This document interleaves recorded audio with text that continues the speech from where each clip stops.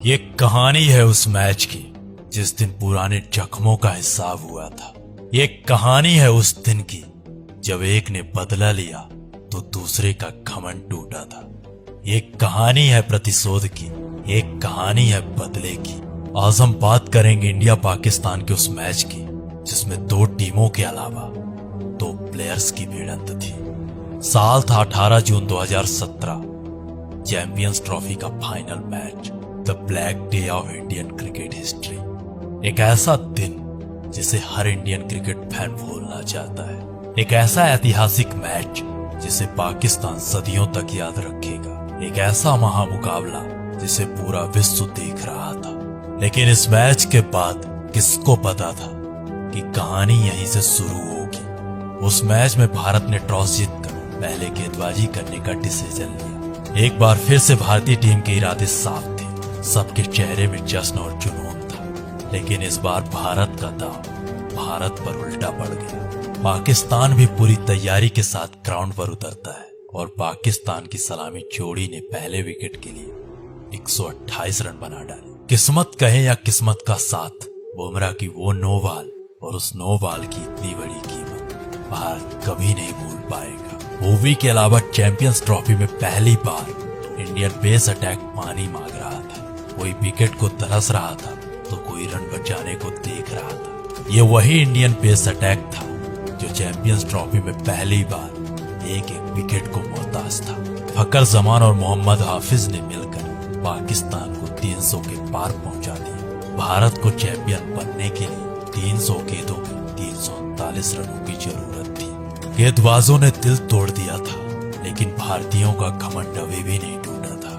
क्योंकि जिस टीम में रोहित, विराट, धोनी जैसे धुरंधर हो तो 300 कोई बड़ा लक्ष्य नहीं होता। गेंदबाजों ने लुटिया डुबो दी थी, अब उम्मीद बल्लेबाजों से थी। रोहित, विराट शतक लगाएंगे और चैंपियंस ट्रॉफी अपनी हो जाएगी। इस उम्मीद में पूरा भारत बैठा था।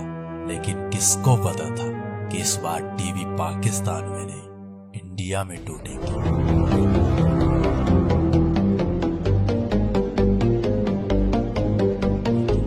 कुछ ऐसा हुआ था उस दिन उस मैच में कि बॉलर्स ने सिर्फ लुटिया डुबोई थी, बैटर्स ने तो पूरी कश्ती डुबो दी। लड़ाई तो छोड़ो, हार्दिक के अलावा कोई बल्लेबाज लड़ने के काबिल ही नहीं था। ये रहा टीम इंडिया का स्कोर कार्ड। रोहित खाता नहीं खोल पाए, विराट भी कुछ खास कमाल नहीं कर पाए और भारत चैंपियंस ट्रॉफी हार जाता है। लेकिन हमारी कहानी शुरू होती है रोहित शर्मा के लेग बिफोर आउट होने के बाद। जब रोहित शर्मा मोहम्मद आमिर की बॉल में लेग बिफोर आउट हो जाते हैं और यहीं से शुरू होती है हमारी कहानी। रोहित शर्मा के आउट होने के बाद पाकिस्तान में जश्न का माहौल था। पूरा पाकिस्तान मानो दिवाली सेलिब्रेट कर रहा था, क्योंकि पूरी दुनिया जानती थी ये बंदा क्या कर सकता था। लेकिन पाकिस्तानी बॉलर हसन अली को कुछ ज्यादा ही खुशी थी और उसी खुशी में हसन ने हिटमैन को छेड़ दिया। हिटमैन के पास उस दिन कोई जवाब न था, लेकिन हसन को कहाँ पता था कि उस खामोशी के पीछे एक तूफान छिपा था जिससे ये पूरी दुनिया अनविक अनजान थी। हसन को भी भनक तक नहीं थी कि आगे आने वाला वक्त उनको कितना महंगा पड़ने वाला है। क्योंकि हिटमैन की उस खामोशी को बस एक मौके की जरूरत थी।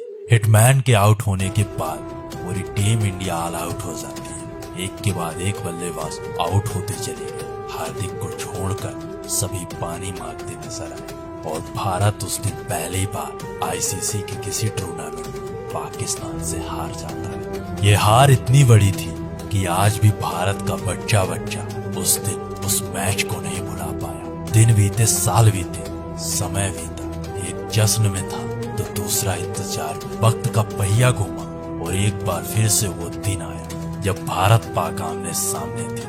दिन था 16 जून 2019, 50 ओवर वर्ल्ड कप। ठीक 2 साल बाद वही दिन जिसका रोहित के साथ पूरे भारत को इंतजार था।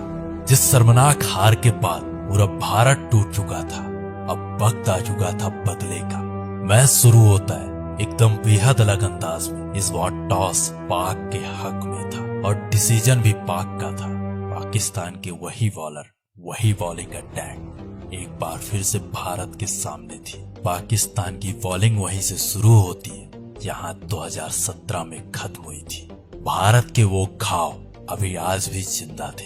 लेकिन इस बार भारत की तरफ से रोहित और केएल ने इनिंग की शुरुआत की। मैच शुरू होता है। इस बार शुरुआत कुछ अलग अंदाज में होती है, एक ऐसे अंदाज में होती है जिसे देखकर पूरा पाकिस्तान समझ चुका था कि अब बात मैच खत्म करने की नहीं, उन दोनों ओपनर्स के स्वाभिमान की थी। क्योंकि इस बार रोहित वो दिखा रहे थे जो हसन सपने में देखते हैं, और उस दिन वही हुआ जिसका डर पूरे पाकिस्तान को था। भारत के दोनों ओपनर विकेट न देने के इरादे से खेल रहे थे। भारत के दोनों ओपनर्स ने एक सदी हुई शुरुआत की, लेकिन जब बॉलिंग करने हसन अली आते हैं तो रोहित अपने विस्फोटक अंदाज में आ जाती है। रोहित ने हसन को देखते ही हसन के पीछे ऐसे भागे जैसे हसन की हर बॉल नो बॉल है। उस दिन हसन अली ने 9 ओवर की गेंदबाजी में 89 रन दिए, जिसमें 43 रन अकेले रोहित शर्मा के थे। उस मैच में हिटमैन ने अकेले 140 रनों की बेधड़क धाकड़ पारी खेली, एक ऐसी पारी खेली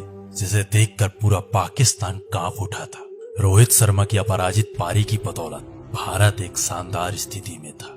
हम आपको हसन अली के 2 इंटरव्यू दिखाते हैं। पहला इंटरव्यू तब का है जब वर्ल्ड कप का वो मैच नहीं हुआ था। तब हसन अली के कुछ ऐसे बोल थे। इंडिया के खिलाफ आप 5 दफा फीता निकालने की ख्वाहिश में रखते हैं या नहीं? मैं तो चाहता हूँ कि मैं 10 दफा फीता निकालूं इंडिया के खिलाफ। और दूसरा इंटरव्यू तब का है जब 2019 का वर्ल्ड कप हो चुका था। जिसको मुझे लगता है कि आज मुझे टफ टाइम दे सकता है वो आई विल से कि रोहित शर्मा है।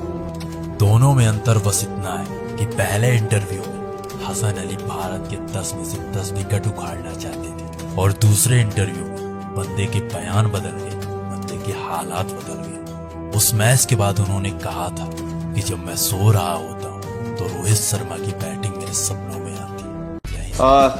हमारे रोहित भाई इंडिया से जो है वो वर्ल्ड कप में मुझे लगा 2019 के वर्ल्ड कप में यहाँ मतलब कि क्या चाहते हैं आप? What do you want? मतलब अब सेंचुरी भी डाल दी है तो अब चलो, खैर आउट हो गए थोड़ी देर बाद, लेकिन वहां पे लगा कि यार मतलब कैसे आउट कर, वेरी डिफिकल्ट। वो मुझे लगता है कि रोहित शर्मा जी वो है। यहीं से खत्म हो जाती उन दोनों प्लेयर्स की राइवलरी, एक ऐसी राइवलरी जिसमें रोहित की जीत होती और हसन की हार। अगर इसी तरह